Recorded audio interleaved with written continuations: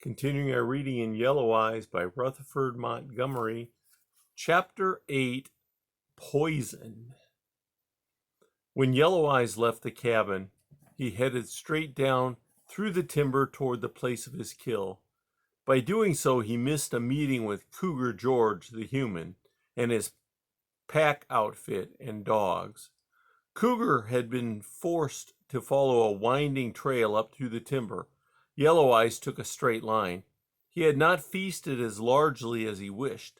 Treon's appearance had halted his meal. With teeth bared to the lash of the wind and the stinging white pellets of icy snow, he padded down through the bare forest. The elements were hurling defiance upon the earth, and the young cougar was stirred by the conflict.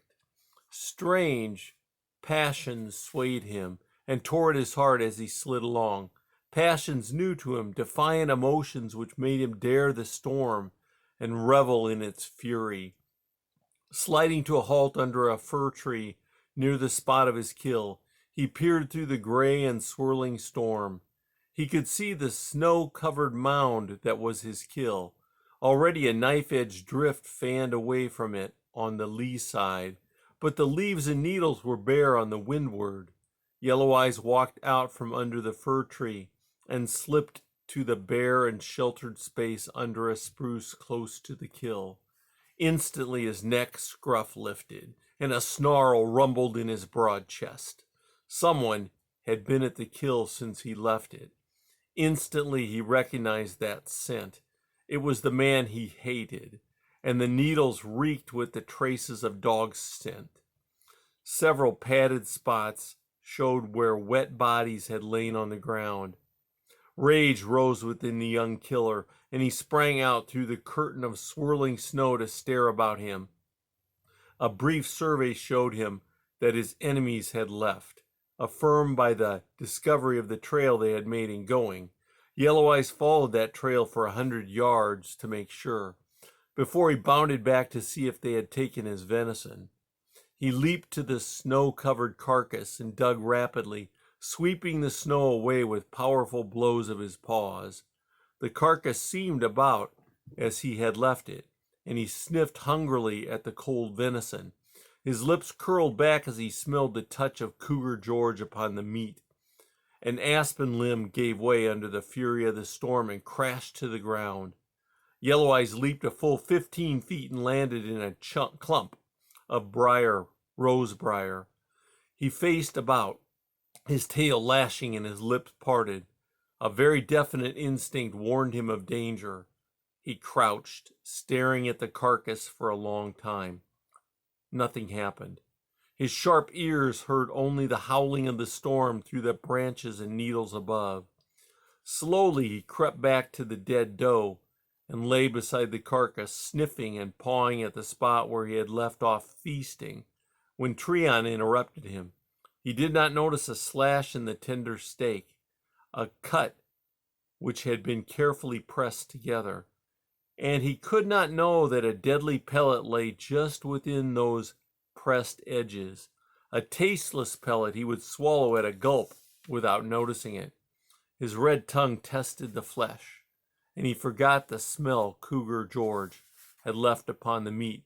His teeth sank into the venison, and a growl rose from his throat. His teeth cut cleanly into the meat, and he jerked with a powerful thrust of his neck and shoulders. Settling back, he prepared to gulp down the slab of venison he had pulled free. He was halted by a shout from behind him. "No, no, it is not good." Treon, snow-covered and panting, burst from the storm upon the young cougar. Yellow Eyes dropped the meat and leaped back, clearing the carcass and landing a yard beyond it. He faced Treon angrily, his tail lashing and his fangs bared. "The poison. If you learn, you will be the great Chimbika. Go!" Treon took a step forward. Oddly, Yellow Eyes was not filled with the passion and hate he knew when he scented or saw Cougar George. Treon did not rouse that strange and powerful feeling within him. He backed away, rumbling and snarling, and faded into the storm, but he did not go far. Perched on a log just outside the wall of the storm, in the lee of the spruce, he listened and sniffed the air. The scent of the Indian was swept down to him strongly. Treon was with the kill. Treon held a can in his mittened hand. It contained a quart of precious coal oil, part of his winter supply for his lamp. He carefully sprayed the carcass of the doe with the oil and rubbed it liberally with the slashes where Cougar George had placed the poison pellets. When he had finished, he straightened and stood back and with bared teeth, smiling into the storm. Pursing his lips, he sent a call, not unlike the call Yellow Eyes had known so well when his mother was hunting with him. It floated down the wind to the young cougar, coaxing and reassuring. Yellow Eyes lifted his flattened head from the log and listened. A surge of longing and desire swept over him, for he was still a young cat who should have been learning to hunt under the watchful eyes of his mother. Unbidden, a soft cry rose from his lips and lifted above the storm. Treon heard it and answered. Yellow Eyes leaped from the log and circled upward. Several times during the trip to the cabin, Treon repeated the call, and each time close back of him, behind the white wall of the storm, he heard Yellow Eyes answer, plaintively, yearningly, but the young killer did not venture nearer than the distance he had set. Treon knew the cougar could see him and was following him to the cabin. He had no hope of taming the young cat and no desire to do so, but he did wish Yellow Eyes to know that he was a friend. Yellow Eyes sat on a storm-swept knob close to the cabin and watched Treon light flicker on. He sat for a long time, and presently the light went out. Later, the thin stream of smoke ceased whipping from the mud chimney. Yellow Eyes padded back toward his kill. This time he did not eat of the meat. The smell of coal oil was distasteful to him. After a brief examination, he trotted away toward his cave on the ledge, which was only a few miles above Treon's cabin. Like the cougar, Treon desired a wild and desolate spot for his home, where men would seldom come, and where the life of the high country was much as nature intended it should be. Snug in his cave, Yellow Eyes lay down to sleep. Outside, the storm continued with unabated fury. Winter was dropping a white curtain upon the pageantry of fall, locking the high country in a blanket of snow which would remain until spring laid warm hands upon the great hills. The next day, when Yellow Eyes ventured out of the storm, it was still raging. The snow was deep and wind-packed along the sides of the slope. The cougar leaped down and burrowed into a drift. He rolled and snapped at the new whiteness, striking viciously into the drifts and sending a white spray shooting upward. For an hour he played and leaped in this new world of whiteness, unmindful of the storm. All day he trailed and plunged through the soft piles of snow. It was a new sport, and he liked it. By evening, 2 feet of snow had fallen, and the going was slow. He had seen no game and met no living thing except a lobo wolf, who was ambling along a ridge, pausing now and then to howl his defiance into the teeth of the storm. They faced each other for a brief instant in passing, 2 killers of the high country, each supreme in his own domain. Without a greeting or a challenge, they passed.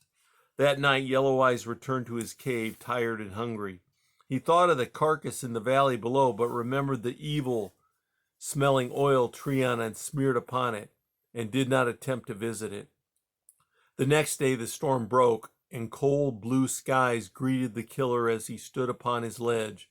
His breath rose like smoke as he stood, panting softly, and staring down over the whiteness of the mountainside. Everything was still. The wind had ceased blowing, and a vast silence had settled upon the high country, a silence that could be felt. Nor was there a single moving object upon the face of the whiteness. Yellow Eyes faced a snow-locked hunting ground. Before him lay months of intense and bitter struggle. Existence would be hard, and his sides would be gaunt and lean with hunger before those drifts melted away. The tang of the cold air made his pulses quicken and filled him with eager life. Impatient to be off, he leapt far out from the ridge and plowed through the first drift he came to. For a while he amused himself by plunging into the deep snow. Presently he sought the wind-swept ridges and padded along unfettered. However, he did not flush any game, and he began to whine deep in his chest. He must set about hunting in a determined manner. It did not seem possible that the abundance of game he had known could have vanished. He had not left the high country before the storm. Why should the other dwellers do so? Under a sheltering fir bough, he found his breakfast. A blue grouse had hidden away from the storm and was scratching among the needles in search of seeds. Yellow Eyes scented the bird and crept upon it through the snow. The grouse was trapped in his little house and could not escape. Yellow Eyes crashed in upon him and crushed him in a single bite. He devoured feathers, bones, and all, then sat licking his lips and staring around. The grouse was a nice morsel, but he desired several more to complete his meal. He located none thereabouts. His victim was a cock who had not been with the others of his kind. That fall the cock had been driven from the covey by a youngster who had taken over the 5 hens of his harem. Yellow Eyes had ended a lonely old fighter who had been made an outcast and whose days would, in any event, have been few. Nor was there other game that day. Yellow Eyes returned to his den leaner and hungrier than he had ever been, but he slept soundly without stirring for the next 10 hours. And that's the end of chapter 8.